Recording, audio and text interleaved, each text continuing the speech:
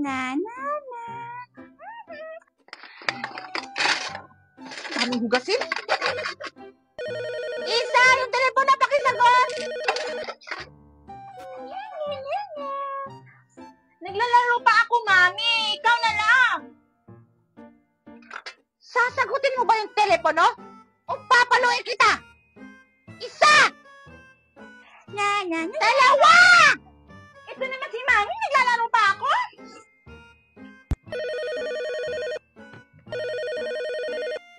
Sino ba ito tumawag? Aling Lena? O, Isa! Sino daw yung tumawag? Mami, si Aling Lena tumawag! Ano? Ano?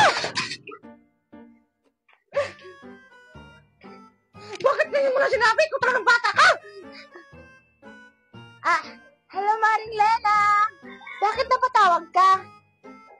Mare, ito bang sinabi ni Scarlett na hindi niyo daw binayaran yung project niya sa school? Tapos, ginawa niyo daw siyang katulong sa bahay niyo? Hindi yung totoo, Mare! Gumagawa na ng tulong si Scarlett. Ganito kasi, Mare. Pinagalitin ko si Scarlett kanina. Kasi, sinabihan niya kami mag-ina. Masama daw yung ugali namin. Ouch, ouch. Matapos siyang patilan sa bahay ko. Tapos pakain ng masasarap. Bakit ito lang yung igaganti niya sa amin? Sakit, Mare. Totoo ba yun, Mare? Oo, Mare.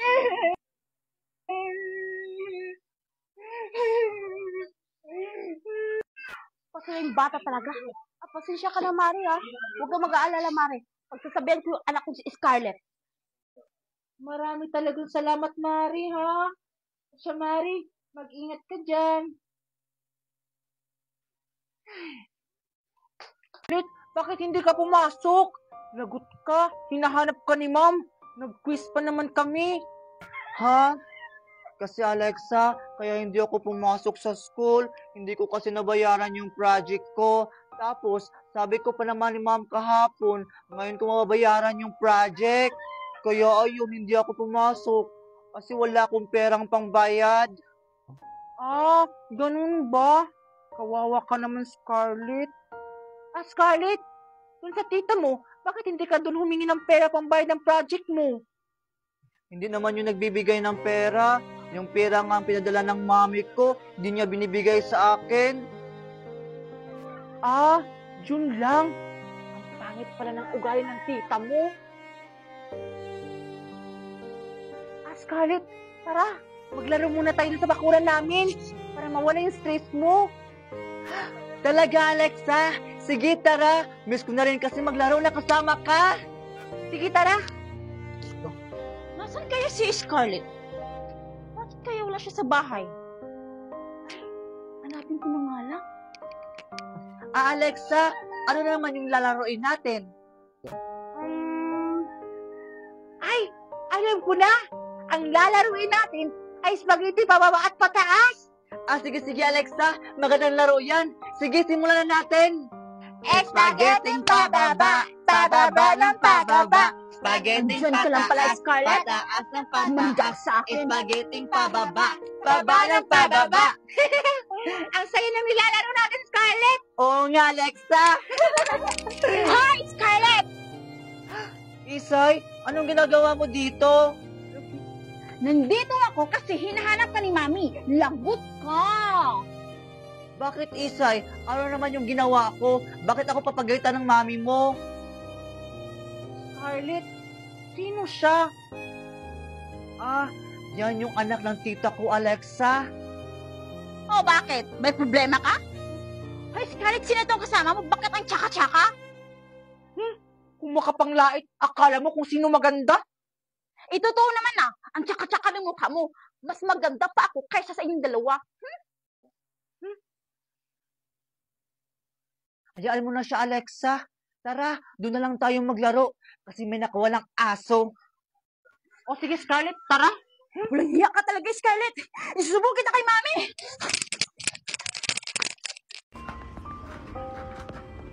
Ay, Scarlett! Ay, ma'am. Good morning po. Anong kailangan nyo? Bakit po kayo naparito? Parito ako, Scarlett, kasi kukunin ko lang yung bayad mo sa project. Ma'am, pwede bukas na lang po. Tatawagan ko pa yung mami ko para manghiya ko ng pera pambayad ng project. Sige, Scarlett. Aantayin ko na lang yan bukas, ha? Sige, mauna na ako. Sige po, ma'am. Mag-ingat po kayo.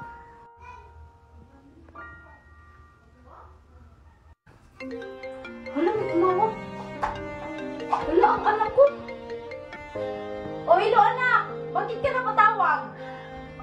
Mami, nagpunta po ito kay na yung teacher ko. Tapos sabi niya, kailangan ko na daw bayaran yung project ko. Ha? Di ba kapadala ko lang sa tita mo kahapon? Hindi pa ba nabayaran yung project mo? Wala pa po, mami. At saka wala naman pong binanggit sa akin si tita na nagpadala ka na ng pera. Ha? Ano? Magbaano yung tita mo doon? Sabihin mo pa, babayaran yung project mo sa school. Sige po, mami.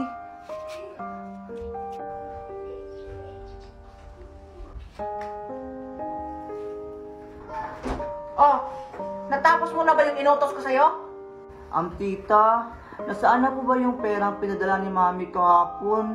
Kasi pumunta yung teacher ko kanina dito. Kailangan ko na daw bayaran yung project ko. Wala na! Pinili ko na ng groceries tsaka isang sakong bigas.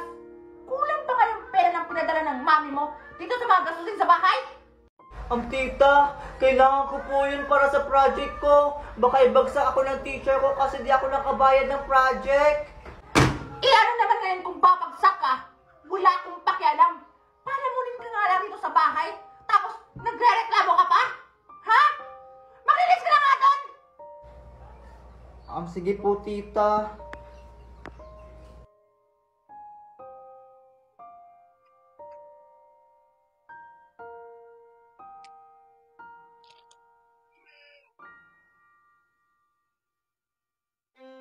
Oh, anong tinitingin-tingin mo? May dumi, oh. Walisin mo yan.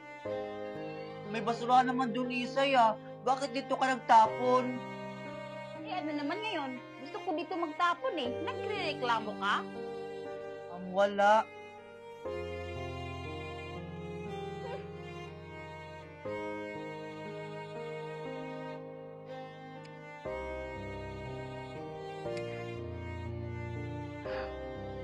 Bakit ang daming basura dito?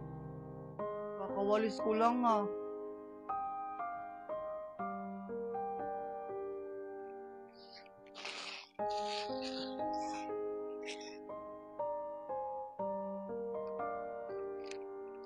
Bakit ang dami nagkalat na basura dito? Isay? Yan, oh. Ang dami pa. Pulutin mo. Isay, bakit mo kinalat yung mga basura? Wala lang. Trip ko lang. Bakit? May angal ka? Sumusubra ka na talaga, Isay. Ang sama-sama ng ugali mo. Pareho lang kayo ng mami mo. Masama ang ugali. Anong sinabi mo? Isay, tama na. Nasasip ko na po, Isay. Tama na, Isay. Ano ba naman dito? Wala ka naman sabihan kami naman. Wala kaya nasanti ka na dito. Toilet? Tumigil kayo! Bakit kayo nag-aaway? Kasi tita, itong anak mong si Isay, siya yung nag-umpisa ng gulo. Yung mga basura, kinalat niya sa loob ng bahay. Totoo ba yun, Isay?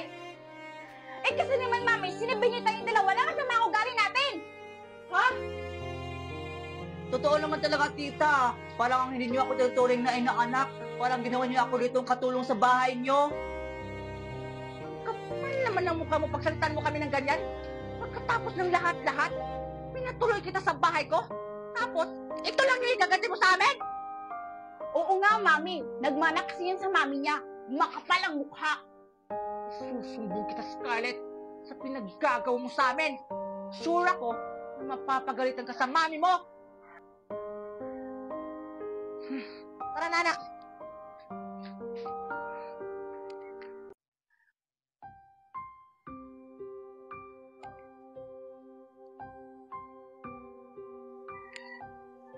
Si Maring Claring yun, ah. Maring Claring, Kumusta? Lalo ka nang gumaganda. Mari Margaret to, di mo na ba ako nakikilala? Nag-abroad ka lang, parang kinalimutan na kami lahat dito. Ay, oo, naaalala kita. Maring Margaret, di ba? Grabe, Mari. Sa tinatagal-tagal pa naman, hindi ba kayo nakaras dito sa squatter? Hanggang ngayon, hindi pa kayo umaangat-angat sa buhay? Alam mo naman, Mari, napaglabalan yung alam ko eh. Ay, oo nga para. Elementary lang pala natapos mo. Kaya hanggang ngayon, nasa laylayan pa rin kayo. Pero okay naman yung pamumuhay namin dito. Hindi naman ako nakapagtapos, pero itong anak kong si Isay, napagtapos ko. May trabaho na nga siya ngayon eh. Pero, mahirap pa rin kayo.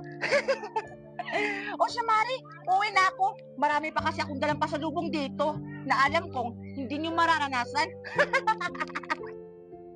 Ma, grabe naman makapaglaat yung kumari mo. Hayaan mo siya, anak. Totoo naman eh. Totoo naman. Kaya mahirap yung tayo hanggang ngayon kasi elementary lang yung natapos ko. Ma, hindi naman sukatan yung tinapos mo sa sitwasyon natin ngayon eh.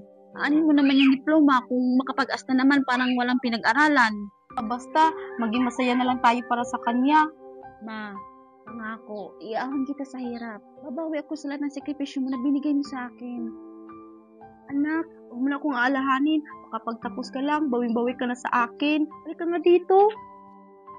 Tara na anak, umuwi na tayo. Sige ma.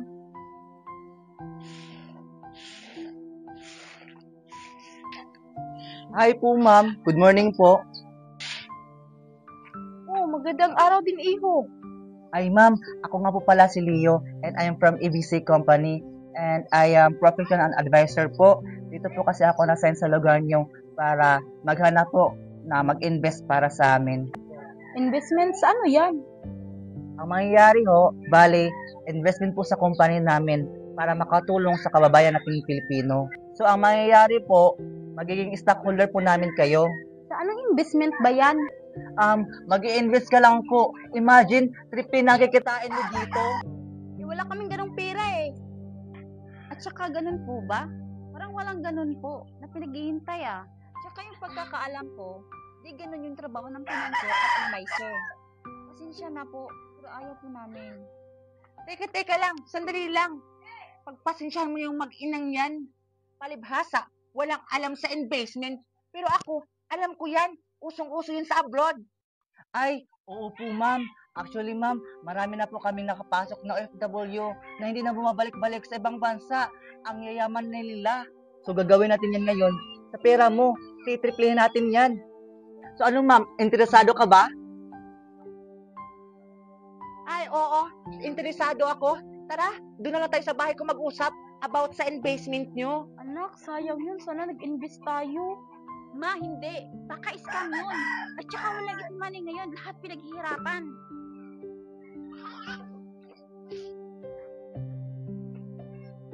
Ma, dito na ako. Wow, anak. Ang saya-saya mo. May pasalubong ka ba? Oo naman, ma. Kasi sweldo ko ngayon. O, Marie Claret, ba't ka nandiyan? Halika rito. Mare, pwede bang humiram ng pera sa inyo? O bakit naman? Akala ko malaki na yung savings mo. Yun na nga eh. Naalala mo ba yung lalaki na nag-i-invest? Kasi lahat ng pera ko, binigay ko sa kanya. Kasi sabi niya, magiging triple daw yung pera ko. Saka yun, wala lahat. Oh, bumalik ba? Hindi eh. Tinataguan na yata ako. Saka, hindi na nga siya nagpapakita sa akin hanggang ngayon. Yan na nga ba ang sinasabi ko eh. Wala talagang easy money sa panahon ngayon. Tama ka.